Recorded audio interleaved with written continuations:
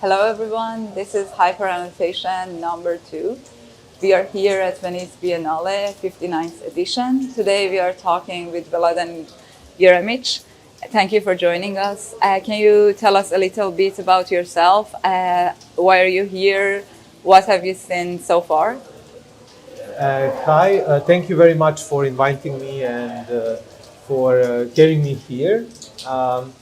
I'm here because I'm involved in many projects around Biennale, and I will list one of them. It is actually the one related to the monography of Neman Cvijanović, book about his anti-fascist work, which is very important because I think not so many works of contemporary art are anti-fascist today. And we are now in front of the Russian pavilion, which is closed, and I think this is great gesture that those curators did who decided to close it and not to do anything. But at this moment, right now, we have a performance, a protest performance of artist from Ukraine, as I think, who is now addressing the issue of the war in Ukraine and the Russian aggression. So I think it is very important to be here at this place and to talk about why we are here. Thank you so much. Now that the topic has been brought up, can you tell us generally about how this war situation, how do you think this war situation gonna impact generally the art market, the situation of like the former Eastern Bloc countries in the Europe, generally in the more global art market or global art scene? What do you think gonna be the consequences of this situation for the art? I think that actually probably it will impact on the long term. We still cannot see what will happen because it can happen that somehow the Western forces and Putin come into some kind of negotiation and Putin retreats from Ukraine. This is what I think that will happen at one point. Because Putin doesn't have capacity to stay in Ukraine and to manage his campaign on the level he thought that it would be possible. This is my observation.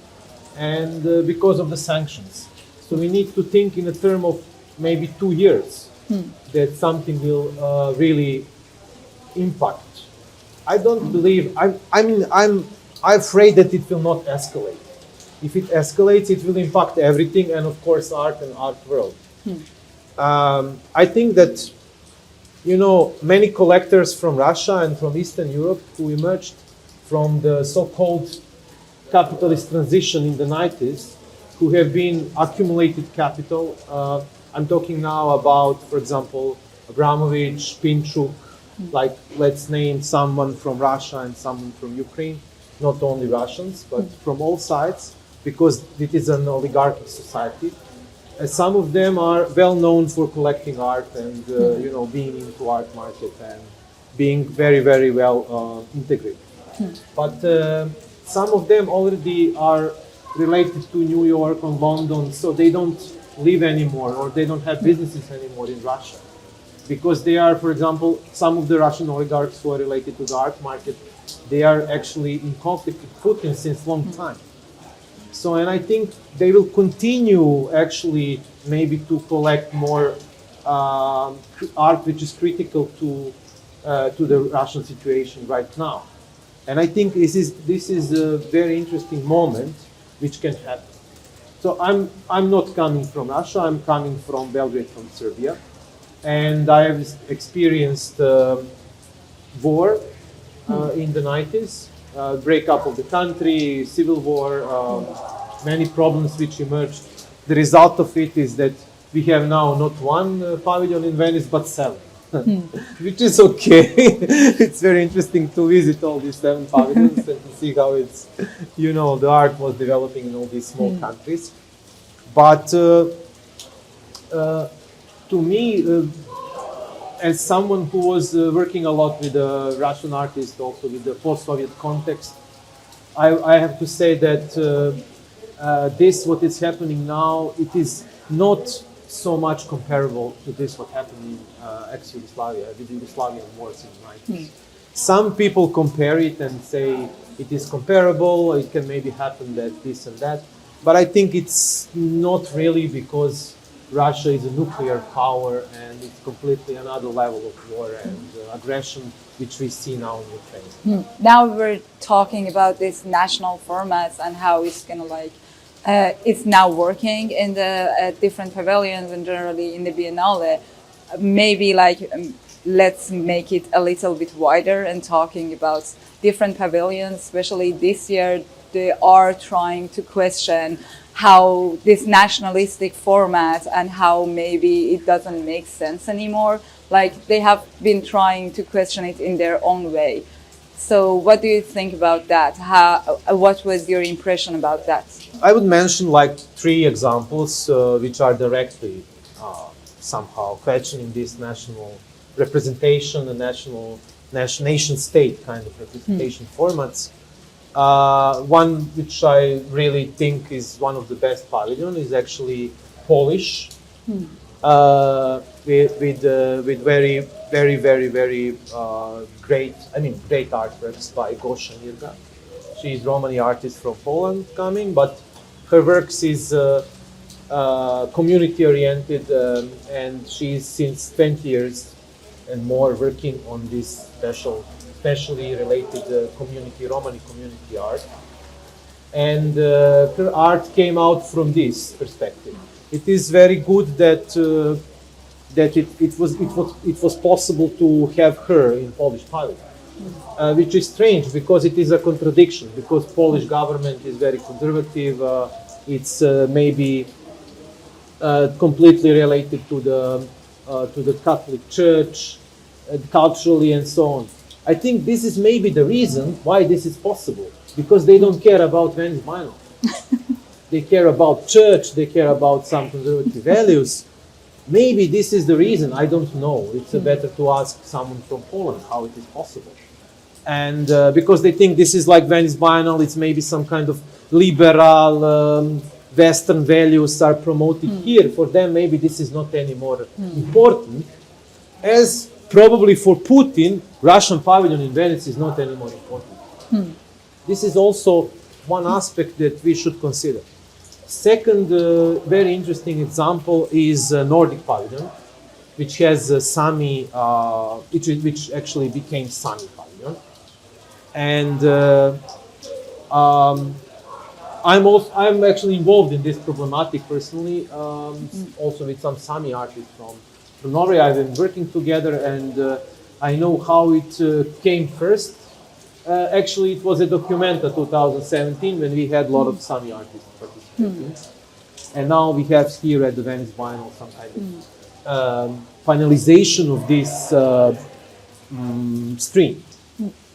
And third pavilion I would like to mention in this context is actually pavilion of Estonia, which is placed in the building of Dutch pavilion. But this is a let's say top-down decision from the Dutch government to give this pavilion to Estonia.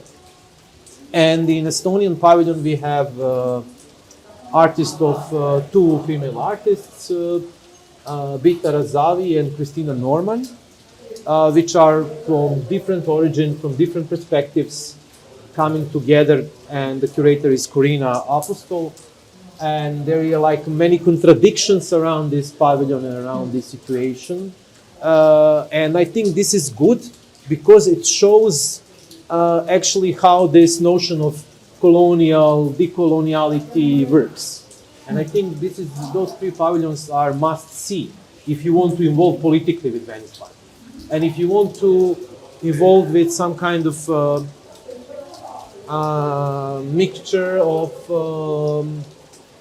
liberal, feminist, surrealist view, then I recommend to go to this main exhibition in Arsenal and Bellini, which I find maybe too exaggerated and repetitive. That's actually interesting that you brought that up.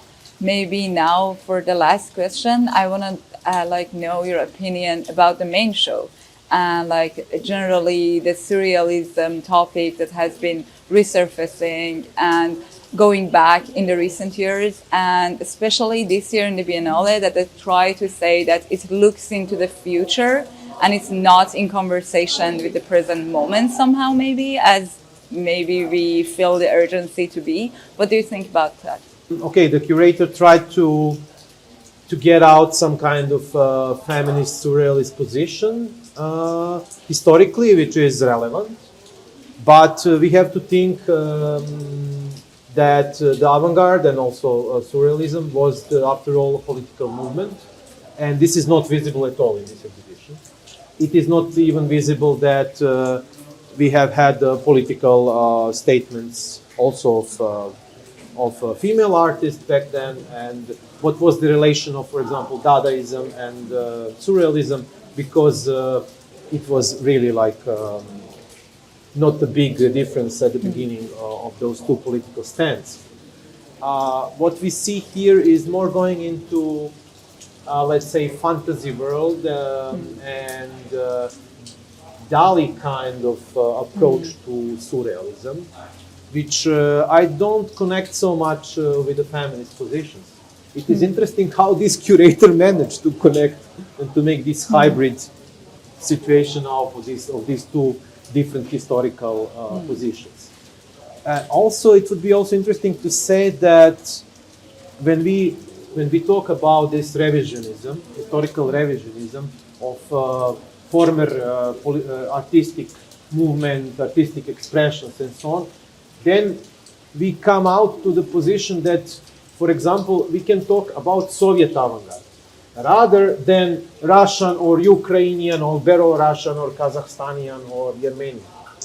It was actually a Soviet avant-garde, so let's be honest. Thank you so much. That was really interesting, especially the division between two approaches to surrealism. And now maybe one thing is missed in the conversation, and that's pandemic, and how that can, like, on top of all this that we talked about, how that can, like, affect things in the art world generally, in the art market, about the art politics. Yeah. Somehow this biennial is not reflecting the trend of digitalizing images and art market, which is going into this direction because of the pandemic. It is not reflecting either the precarity of the artist, which increased due to the pandemic, and it is also not reflecting the pandemic situation in which we are right now, because pandemic is not over. And if you look how people behave and how it is going on here in the Venice Biennale, the people behave as that COVID doesn't exist. And I think this is a big elephant in the room in a way. And another even bigger elephant in the room is the war in Ukraine. Yeah. So we have like these two huge problems. And of course it's the easiest to go into the world of fantasies and surrealism and to forget about all this and to see people after 2 years of being, not in Venice and even 3 years because it was postponed. But the question is is this really solves the problem that we have and the huge complications that emerge after and during these two events, historical events? This is my question, and this is a question maybe for everyone that will visit this year the Venice. So, thank you. Thank you so much. Thank you for so much. this nice conversation, and I wish you all the best. Thank you so much. Thank you for joining us.